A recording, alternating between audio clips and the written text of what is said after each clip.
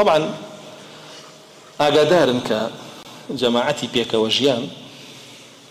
هەر پیرۆزی خۆشیان بێ و پێکەوە ژیانە بە بەردەوامی بەمانە یەهود جوانەکەن کاکە لە ناو مەدینە یەهود ژیاوە کاکە ڕەسوڵ الله صلی الله علیه و سلم صلحی لەگەڵ کردوون صلحی چی لەگەڵ کردوون خۆیان هێز نەبوون تا صلحیان لەگەڵ کامە صلحی لەگەڵ کردوون وەثیقەیەک ئەگەر صحیحیش بێ وەکو باسمان کردەوەی کە نووسیوەتی سێ خاڵ چوار خاڵی بە صحیحی هاتووە ئەسڵەن یەکێ لە خاڵەکانی بریتێنەوەی کە ئەبێ یەهود حکمی ڕەسوڵ الله صلی الله علیه و سلم قبول کە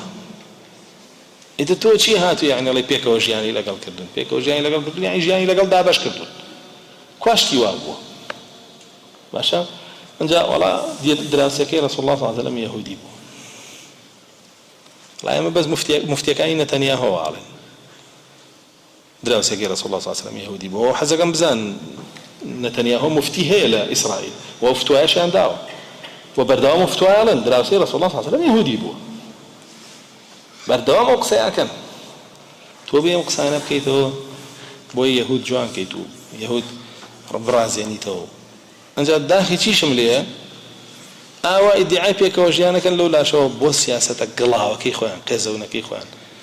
کاتێک کە یەهود شتێکە وای کردو وای کردو وای کردو وای کرد ئێوەرە منافقی یەک ڕوت هەبێ دەبڵێ پێکەوە ژیانی لەگەڵ ناکەم دا ئەگەر پیاوی وا بڵێ ئێستاش ناڵێ پێکەوە ژیانی لەگەڵ ناکەم ئەڵێ ئێمە کێشەمان لەگەڵ گەلی یەهود نییە ئێمە کێشەمان لەگەڵ زایۆنیستە بۆ زایۆنیست لەکوێوە هاتووە ها شتێکی ترە لەسەر مانگەوە دابەزیەوە هەر یەهودە و بگرە یەهودێکی با بڵێن ئەخەفتر شەڕە لە خودی یەهود خۆی بۆ چونکە ئاەتەکان فەرمێن چی لەتەجیدەن ئەشەدە الناس عەداوەةً للذین آمنوا اليهود لەک زایۆنیست الفلام چییە استغراقە هەموو یەهود هەموو یەهودیە تۆ لە لای دوژمنی بە لە ناوبەرێ بۆی ڕەسوڵ الله صلی الله علیه و سلم کە حکمیان لەسەرایە و ئێستا جارێ لەسەر بەنو قەینوقاع هیچ خاترێکیان ناگرێ ڕاستەوخۆ با بڵێن داواکە کە هەر هەمویان بڕۆن و مەدینە بەجێ بهێڵن ئەگەر